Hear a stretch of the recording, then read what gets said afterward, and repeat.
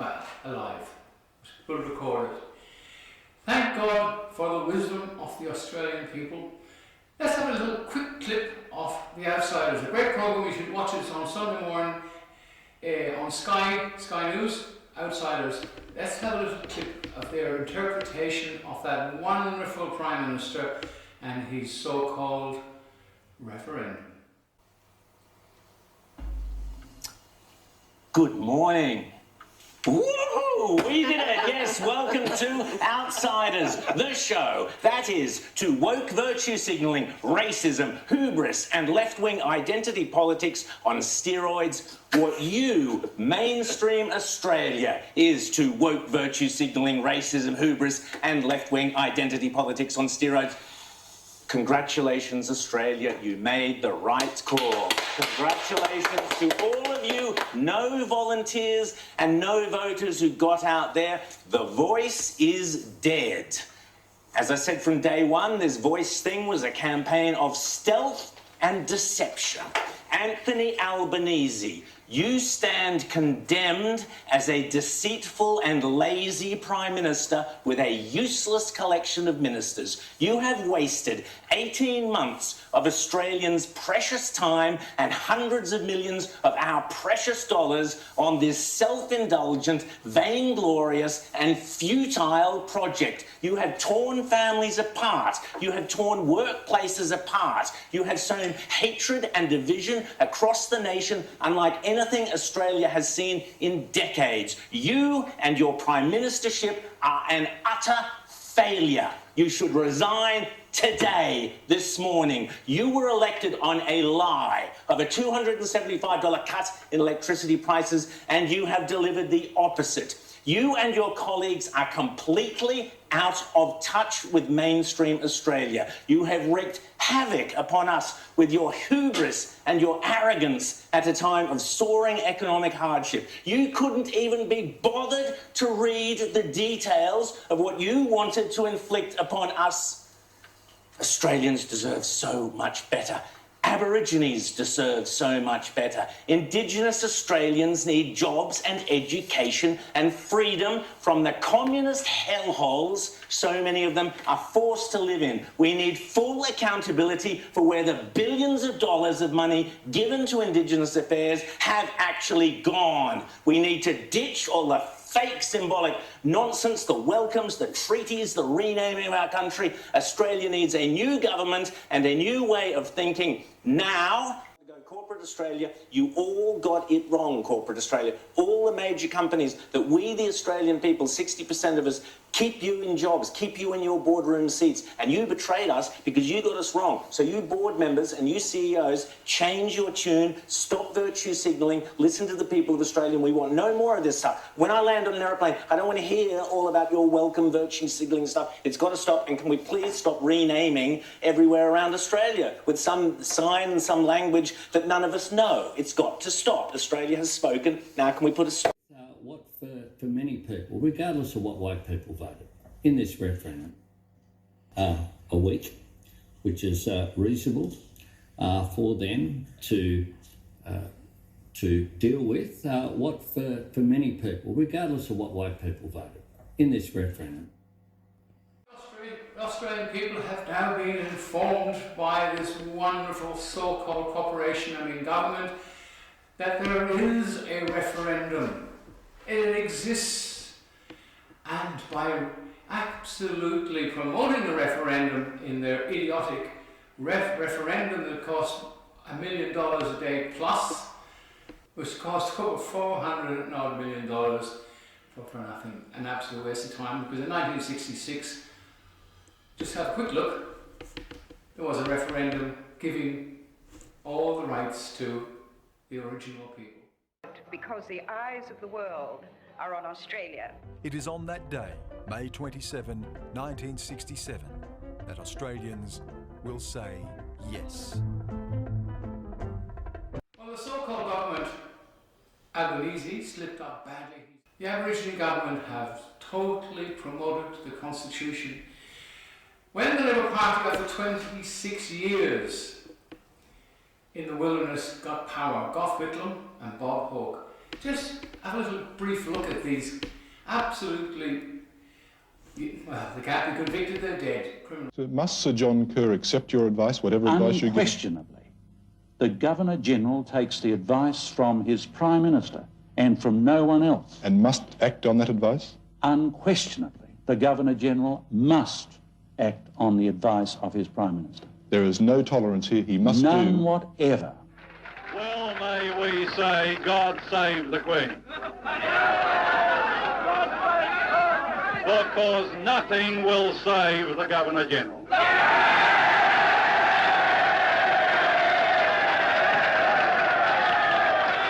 Probably the most significant thing the Queen will do on this visit was to sign the Proclamation of Australia Act 1986. This severs the remaining constitutional links with Britain, links with Parliament, the judiciary and the Privy Council. Only the link with the Crown remains. Thus Australia is now nearer to becoming a republic if the people so desire. Government House, Canberra, where the Labor Party today ended more than 7 years in the political wilderness. Mr Hawke and his 27 ministers arrived here for the swearing-in ceremony that would put them in government. For the first time, cameras were allowed inside the Governor-General's study. I, Robert James Lee Hawke, do swear that I will be faithful and bear true allegiance to Her Majesty Queen Elizabeth II, her heirs and successors, according to law, so help me God. So what are you going to do in Westminster Abbey when you are urged to say the oath of allegiance to King Charles? I do that every term. No, I know, but are you going to say it in the Abbey with the world's cameras watching? I will do what's entirely appropriate as the representative of Australia, which is Australians made a choice in 1999. And one of the things that you've got to do is to accept democratic outcomes. So we made that choice, and I will certainly engage in that spirit. So you will say the oath? As I have done 10 times when I know I sworn into Parliament. Yes. But just to be clear, in the Abbey, there's been confusion over whether you will. As the Prime Minister of Australia, in the Abbey, on Saturday, you will say the oath. As the Prime Minister of Australia, it's expected that I will do that. The Constitution was first set up. There was 47 referendums, only six of them passed, and the last referendum was in 1999. Now, they didn't get their way in 1999. They actually, it was a total failure. They wanted to recognise local government and the Local Government Act. There is no such thing as local government or Local Government Act. It's fraud. Local government is commonly known as the council. They're a private corporation with ABN numbers. And again, I keep iterating that fact. If I come on and say, I'll set up a business, McDonald's Chickens, and if you don't buy a chicken off me every Sunday, I'm going to send you a fine for not buying the chicken.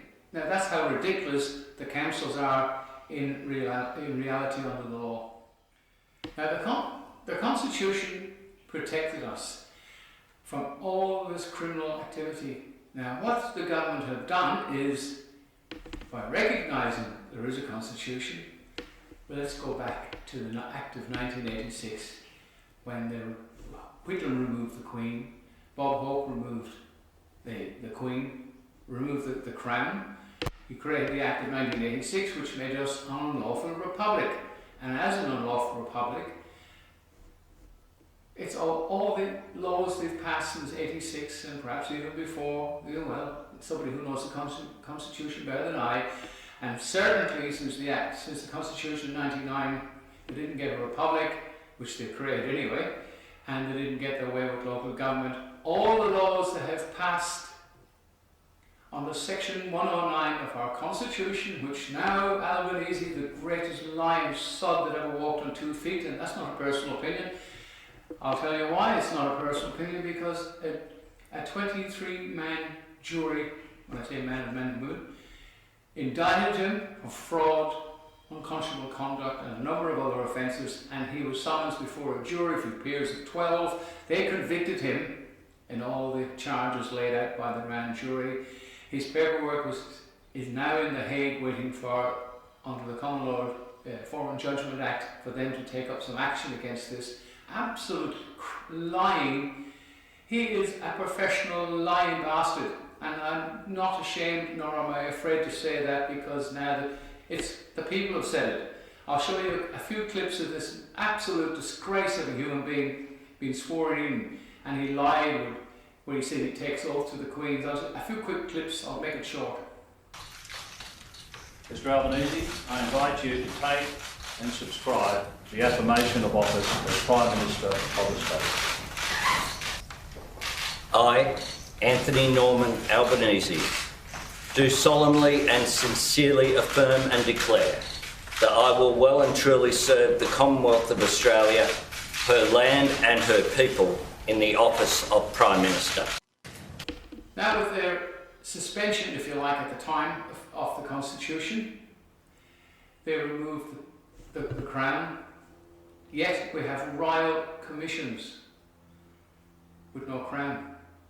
Now, I'll ask you a question, and I've asked this to a lot of people. Who is the head of state in Australia in now time? There'll definitely be a lot of answers. Governor General, he's appointed by the corporations. He's a disgrace.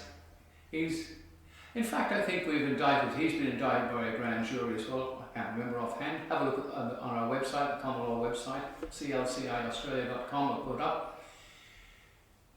They have royal commissions, and as soon as when the Queen died, now they have King's counsellors. They have kept this secret for so long. They've hidden the Constitution because as a private company, they can get away with whatever they like. So after the 1999 referendum, they privatised every flaming thing possible, including the courts, the law, the police, everything.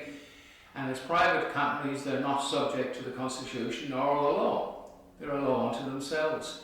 But the people have spoken to join the Sheriff's Office. Now, there's a few clips of sheriffs in the States which have said no to unlawful laws for the last few years. They said no because we represent the people, and the Sheriff's Office is not subject to the so-called private company government or the private company Attorney General. They're responsible to the people. We have sheriffs, we have 3 in Sydney, 1 in Townsville, and here in Melbourne there's 2. There are 17 sheriffs, deputy sheriffs, and we, believe it or not, have got 100% support for the police. There is no competition, be than us anyway, but we will abide by and help them, and I dare say down the track they will help us. So don't look between a division. We're not here as in competition, we're here to help. And the main people we want to help is the men and women and the persons who have yet to discover that their persons are subject to the statutory system. A man and woman is not. If anybody out there can produce any legal document that says in the Crimes Act or wherever that a man and woman is responsible for anything there, they're not. It says person. And right in now time, tomorrow may be different, I am not a person. I am a man. The common law court supplies IDs. It's not in competition. If you go to the bank and the bank asks for your driving license, produce your driving license because it's got a lot of security systems in there that protect your bank account. The common law ID card just says that you are representing the deceased estate, which is in brackets on the card, and that you are a man at that present time. And you're not responsible for any of the statutory laws. Now that doesn't mean you can go out and be an idiot and drive at 100 kilometres in a 60. That is criminal activity because you're actually risking people's lives. So you're committing an offence under common law. So common law clearly states, cause no harm, be mindful of your actions. Humanity, caution and prudence. Now there is one way back. You can support the common law court, which in fact is supporting the Sheriff's Office. Without the Sheriff there is no common law court. Without the common law court and no Sheriff, there's no law. The Sheriff is supported by the people, represents the people, defends the people, protects the people, and under the common law, which the Americans took over there in 1635, the sheriff's office took common law to America from England.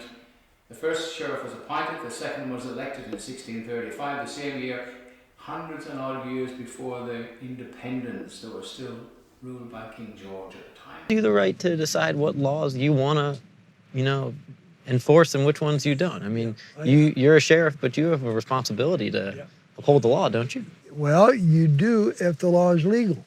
If it's an illegal law, why would you enforce something that you believe in your heart is an illegal law? Even if it was a legal law, you have discretionary power. You're not required to make an arrest. And as sheriff, as an elected, only law enforcement official in the entire country that's elected by the people. The distinction to me is if it affects the Constitution. In your interpretation? Yeah, absolutely, in my opinion. And I fully realize that the governor and the attorney general has a different opinion. They do not like your opinion. I know they don't, and I don't like theirs. With more than 100 counties across at least 7 states declaring themselves sanctuaries for gun rights. In Washington, more than 20 sheriffs are following Songer's lead. So support your common law courts, support yourself now. You can also get a certificate of title for your car and a certificate of title for your property. Now the certificate of title for the car is a master deed, and the property one of course is a certificate of title. You can send in information, it's all on common law court, just get it. A donation would be helped. Now we need to put a vehicle on the road we've already got telephone numbers people can ring and get help. We are helping people. There's going to be another rate hike.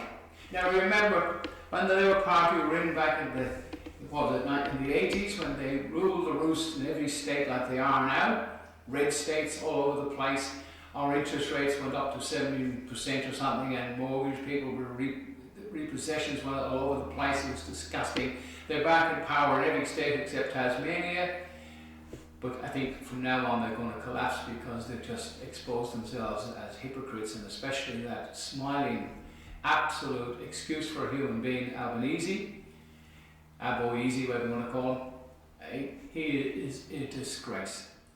Spread the word. Try and get the message out there to other people. Australia is not asleep anymore, they're awake. This referendum has woken up a lot of people, and we're all on the same side. We just need to go back to our basics, just God-given rights. We've got to remove these criminal politicians because that's all they are. And some have been convicted, some have not. So please support the Common Law Court, which is the Sheriff's Office. Help us to help you, and we will help you keep your homes, because what the banks are doing is repossessing, putting interest rates up. They're all working in cahoots. There's no such thing as them and us. They're all together in the same corruption pot. A certain religion has no interest, and good on them, but they won't allow them, religious people to give us loans because the big banks will stop them. So we need to stop this interest rates. It's criminal. It's not just. It's not even lawful. Help us to help you. We need a vehicle on the road with sheriffs on it, and it's got the number people can ring up. We need a lot of support. We're going to have a common law court case next month. Some really big criminal that should have been charged a long time ago. He's got away with it, but he has been indicted, so we're going to take him to task. The Hague accept our paperwork under the Foreign Judgment Act, but they are extremely busy over there, as you can imagine. They've got war crimes, and the world is upside down. Australia stood up together for the first time since 1999 and said no. Or in simple terms, bollocks. Common Law Court and the Sheriff's Office is the only way back. Thanks for watching, guys. Support one another. Bye for now.